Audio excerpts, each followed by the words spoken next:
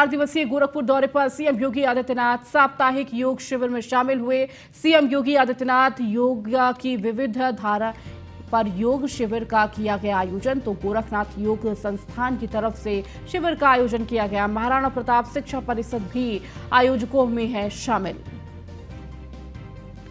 4 दिवसीय दौरे पर सीएम योगी आदित्यनाथ गोरखपुर में मौजूद हैं और चूंकि देखिए कल अंतर्राष्ट्रीय योग दिवस है और उससे पहले योग शिविर का आयोजन। 4 दिवसीय दौरे पर सीएम योगी आदित्यनाथ तो साप्ताहिक योग शिविर में शामिल हुए सीएम योगी आदित्यनाथ। तो योग की विविध धाराएं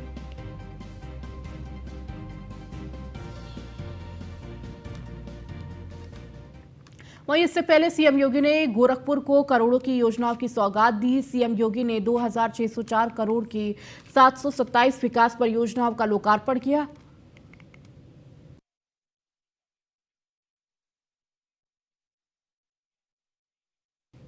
इस दौरान उन्होंने गीता प्रेस को पुरस्कार के लिए बधाई दी। उन्होंने कहा कि नए भारत ने दुनिया के सामने अपनी पहचान बनाई है। योग दिवस को लेकर सीएम योगी ने लोगों से अपील की है, आप जहां भी हो योग जरूर करें। मोदी जी ने 9 साल में नई दृष्टि दी है। अंतर्राष्ट्रीय योग दिवस के अवसर पर मेरी आप सबसे अपील होगी, आप भी अपने गांव, अपने वार्ड, अपने क्षेत्र जहां पर हो सके, गांव है अमृत सरोवर होगा, अमृत सरोवर में योगासन का कार्यक्रम सुबह 6 बजे से 8 बजे के बीच जरूर उपस्थित होइए। आपका नगर क्षेत्र है तो नगर में अपने वार्ड के पास किसी पार्क में या कोई स्थान निर्धारित होगा वहां पर, नहीं तो जो जो स्थान चिन्हित किए गए हैं उन चिन्हित स्थानों पर आप जाइए। योगासन के कार्यक्रम में भाग लेकर के भारत की ऋषि परंपरा के इस उपहार के जिसके प्रति कल कृतज्ञता ज्ञापित दुनिया करेगी और 140 करोड़ भारतीयों का सिर गर्व के साथ ऊपर उठेगा कि मेरे ऋषि परंपरा को सम्मान दुनिया आज दे रही है। पहले होता क्या था, भ्रष्टाचार व्याप्त था, नए नए घोटाले हर दिन आते थे। स्वयं कांग्रेस के ही एक प्रधानमंत्री को घोषणा करनी पड़ी थी कि 100 रुपया भेजते हैं, नीचे 15 ही पहुंचता है, 85 रुपया बीच में दलाल खा जाते हैं। यह भ्रष्टाचार मॉडल था, यह भ्रष्टाचारी मॉडल था। मोदी जी ने सुशासन का जो मॉडल दिया, जो भ्रष्टाचार मुक्त है, जहां पे डीबीटी के माध्यम से एक क्लिक किया और हर लाभार्थी के खाते में पैसा पहुंचा। मैं अभी प्रधानमंत्री आवास योजना के लाभार्थियों से पूछ रहा था, यही जब ये मंच पर आ रहे थे मैं उनसे पूछ रहा था कितना पैसा मिला, तो ग्रामीण क्षेत्र में वो कहते थे कि हमें 1,20,000 रुपये मकान के लिए मिला, 12,000 रुपये शौचालय के लिए मिला, 90 दिन की मनरेगा की मजदूरी मिली। मैंने कहा किसी ने पैसा तो नहीं मांगा? उन्होंने कहा नहीं, कोई पैसा मांग कैसे सकता, अब तो पैसा मांग। तो वहीं गोरखपुर दौरे से पहले सीएम योगी अंबेडकर नगर के दौरे पर रहे, जहां सीएम योगी ने 12 अरब की परियोजनाओं की सौगात दी है। 800 करोड़ लागत की परियोजनाओं का शिलान्यास किया। Trauma wing, Covid centre, Tanda bus station का लोकार्पण किया। अलग अलग योजनाओं के 70 लाभार्थियों को चेक भी सौंपे। 13 विभागों की ओर से लगाई प्रदर्शनी का निरीक्षण किया और 40 स्वास्थ्य केंद्र और 12 सब स्टेशन का शिलान्यास किया। तो टांडा के डिपो कार्यशाला का भी सीएम ने लोकार्पण किया। सीमावर्ती क्षेत्रों में जो पहले 9 वर्ष पहले घुसपैठ होती थी, अब कोई घुसपैठ नहीं करता। दुश्मन की आंख से आंख मिला करके अगर उसने कहीं कोई जरूरत की तो एयर स्ट्राइक और सर्जिकल स्ट्राइक के माध्यम से दुश्मन की मांद में घुस करके दुश्मन का काम तमाम करने का जज्बा भी आज भारत रखता है। भाइयों बहनों, ये वही भारत है जहां पर पहले भारत की सीमाओं का अतिक्रमण अक्सर कोई पड़ोसी देश कर देता था। आज कोई दुश्मन ये दुस्साहस नहीं कर सकता।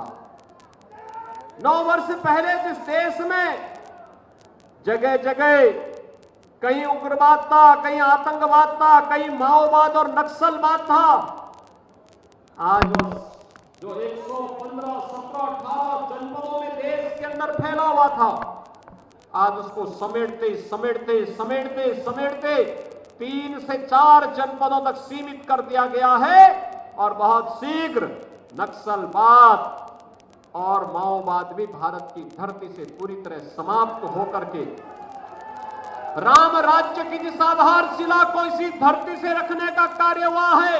5 अगस्त 2019 को कश्मीर में धारा 370 इतिहास के कूड़े में फेंक करके सदैव के लिए समाप्त कर दी गई और कश्मीर भारत के कानून से चल रहा है। शांति और विकास की एक नई धारा के साथ आगे बढ़ रहा है। आज अब कश्मीर के अंदर उपद्रव नहीं, अब पाक अधिकृत कश्मीर के अंदर मांग होती है कि हमें भी भारत का हिस्सा बनाइए, हम भी भारत के साथ शामिल होना चाहिए चाहते हैं। दलित पाकिस्तान के साथ कोई खड़ा नहीं होना चाहता। एक तरफ काशी विश्वनाथ धाम, दूसरा उत्तराखंड में केदारनाथ धाम, मध्य प्रदेश में महाकाल का महालोक और अयोध्या में प्रभु श्री राम के भव्य मंदिर के निर्माण का कार्य युद्ध स्तर पर चल रहा है। जनवरी 2024 में प्रभु राम अपने मंदिर में विराजमान हो जाएंगे। हर भारत के लिए, हर भारतवासी के लिए गौरव का क्षण होगा। यह विरासत का सम्मान है और विरासत के सम्मान को लाने के पहले राम राज्य की अवधारणा को साकार किया गया, बिना भेदभाव के हर गरीब को सुविधा का लाभ। देश के अंदर 12 करोड़ गरीबों के घर में एक शौचालय बनाने का काम हुआ। उत्तर प्रदेश में 2 करोड़ 61 लाख गरीबों के घर में शौचालय बने। देश के अंदर 48 करोड़ गरीबों को जनधन अकाउंट खोले गए। उत्तर प्रदेश में लगभग 9 करोड़ गरीबों के जनधन अकाउंट खोले गए। देश के अंदर 3.5 करोड़ गरीबों को एक आवास प्रधानमंत्री आवास योजना में मिला। उत्तर प्रदेश के अंदर 54 लाख गरीबों को एक आवास देने का कार्य हुआ है। सीमावर्ती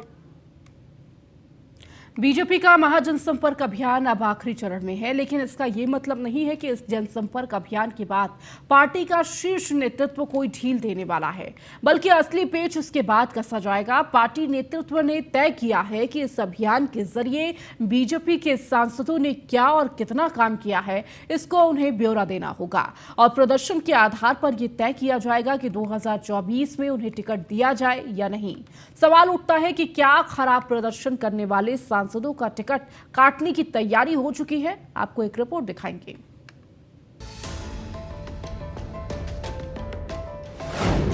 जिसका प्रदर्शन खराब उसका होगा पत्ता साफ। 2024 के लिए बीजेपी का मास्टर प्लान। जी हां, बीजेपी नेतृत्व का इशारा साफ है। प्रदर्शन करो तो टिकट मिलेगा, नहीं करोगे तो पत्ता साफ। देश भर में चल रहे बीजेपी के जनसंपर्क अभियान के दौरान ही सांसदों का रिपोर्ट कार्ड भी तैयार किया जा रहा है, जिसके आधार पर ही उनके भविष्य की सियासत का रास्ता तय होगा। इसके लिए सभी सांसदों को 3 पेज का एक फॉर्म भेजा गया है।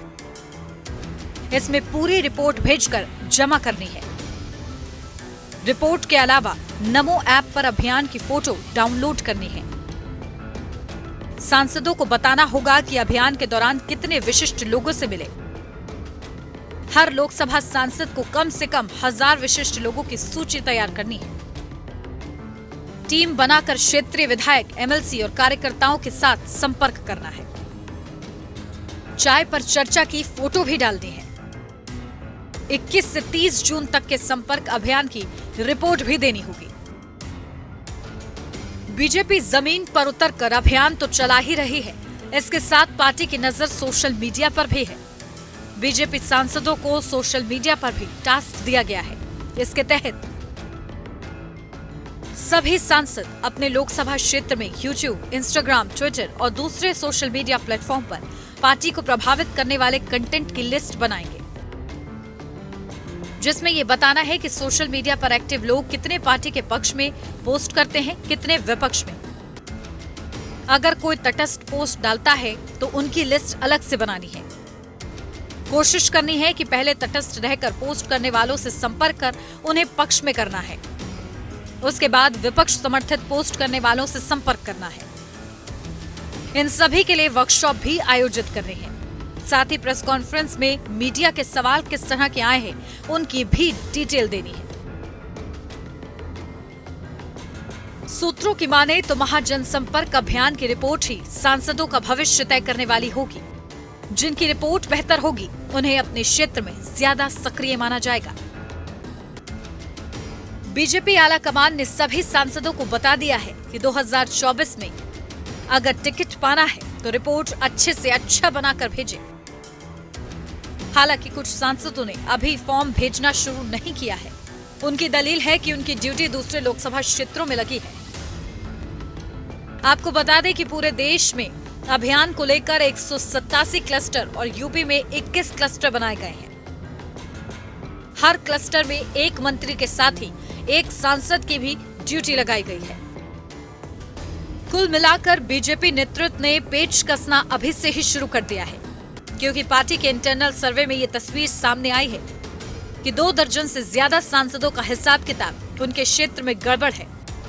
ऐसे में बीजेपी आला कमान की इस नई रणनीति से कई पुराने चेहरों का पत्ता साफ होना तय है, तो वहीं कई नए चेहरे भी लोकसभा के संग्राम में किस्मत आजमाते हुए नजर आए तो हैरानी नहीं होनी चाहिए। Bureau report, news 1 India.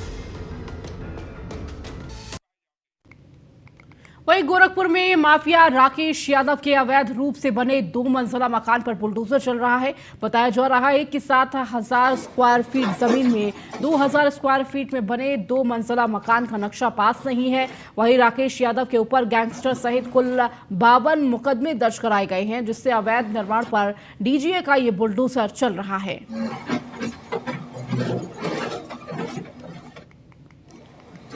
तो अवैध निर्माण पर यह बुलडोजर चलता हुआ माफिया राकेश के घर पर डीजीए का बुलडोजर चला। अमरोहा पुलिस के साथ मारपीट करने वाले गिरफ्तार दबंग युवक ने पुलिस के साथ मारपीट की थी। पुलिस से मारपीट का वीडियो हुआ था वायरल। तो 2 पक्षों में विवाद की सूचना पर पहुंचे थे पुलिसकर्मी। एक पक्ष के लोगों ने पुलिस के साथ की मारपीट। पुलिस ने 2 आरोपियों को भेजा जेल। पुलिस का साथ अभद्रता के आरोप में केस दर्ज हुआ है। नौगांवा सदाता पुलिस ने गिरफ्तार किया।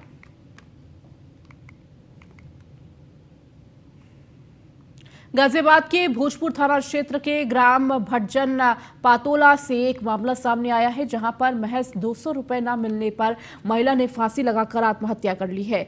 महिला के पति के अनुसार 5 साल पहले मृतक से प्रेम विवाह हुआ था, जिसमें उन्होंने एक बेटा भी हुआ है। मृतक का पति खेती बॉडी का कार्य करता है। वहीं पर परिवार में सब कुछ ठीक ठाक चल रहा था। 200 रुपए देने से इनकार कर दिया गया, जिसके बाद नाराज मृतक सोनी ने फांसी लगाकर आत्महत्या कर ली।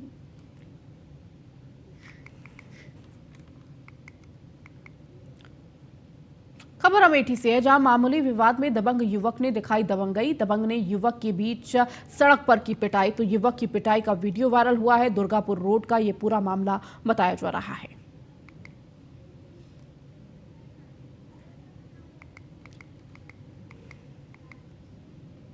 अब खबर ग्रेटर नोएडा से है, जहां सीपी लक्ष्मी सिंह का एक्शन जारी है। 1 लाख के इनामी गैंगस्टर मनोज आसे की प्रॉपर्टी कुर्क की गई है। माफिया मनोज की आर्थिक रूप से कमर तोड़ने की तैयारी है। हत्या, लूट, रंगदारी, अवैध कब्जे समेत 16 मुकदमे दर्ज। फ्लैट की अनुमानित जो कीमत है वो करीब 2 करोड़ 5 लाख बताई जा रही है। अवैध धन से अर्जित प्रॉपर्टी को किया गया जब्त। ग्रेटर नोएडा के बीटा 2 थाना क्षेत्र का मामला।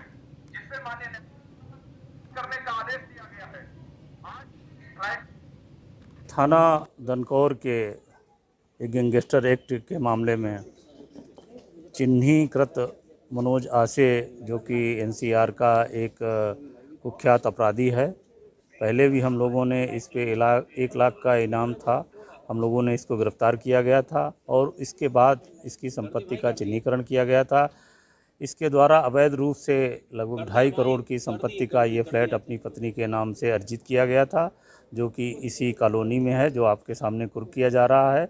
इसकी थाना दनकौर पुलिस ने आख्या दी थी और डीसीपी ग्रेटर नोएडा महोदय की संस्तुति के आधार पर पुलिस कमिश्नर महोदया गौतम बुद्ध नगर ने अपने न्यायालय में इस संपत्ति को 14(1) गैंगस्टर एक्ट के तहत नियमानुसार कुर्क किया गया है। थाना एटा के फफोतू ग्राम पंचायत का राशन डीलर गरीबों के राशन का डंका डाल रहा था। वहीं आपको बता दें कि राशन डीलर एक राशन कार्ड पर 5 किलो कम राशन देने का काम कर रहा था।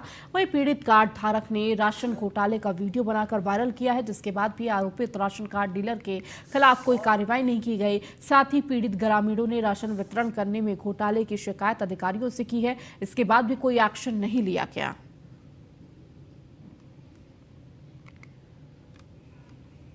खबरों में आगे बढ़ेंगे। मुख्यमंत्री अशोक गहलोत ने बाड़मेर जिले में बिपरजॉय चक्रवात से प्रभावित क्षेत्रों का हवाई सर्वेक्षण किया। उन्होंने चौहटन, धनाऊ और आसपास के क्षेत्रों में सर्वे करने के बाद प्रभावितों से मुलाकात की। आपको बताते चले कि गहलोत ने प्रभावितों से संवाद करते हुए कहा कि राज्य सरकार द्वारा बिपरजॉय को गंभीरता से लेकर पूर्व में ही तैयारियां कर ली थी। हालांकि कच्चे मकान, पशुओं और विद्यालय भवनों को नुकसान नहीं हुआ है। मौसम विभाग के अधिकारियों के साथ लगातार समन्वय रखा जा रहा है। उन्होंने कहा कि प्रभावित क्षेत्रों में सर्वेक्षण कराकर नियमानुसार मुआवजा दिया जाएगा, जिसके लिए अधिकारियों को निर्देश भी दिए जा चुके हैं। मुख्यमंत्री ने कहा कि 15,000 से अधिक लोगों को बिपरजॉय आने से पूर्व ही शिफ्ट किया गया था। साथ ही लगभग 2,000 लोगों को बचाव टीमों द्वारा रेस्क्यू कर सुरक्षित स्थानों पर पहुंचाया गया है। तो आर्मी सहित एनडीआरएफ, एसडीआरएफ की टीमें मौजूद रही, जो बचाव कार्यों में जुटी रही।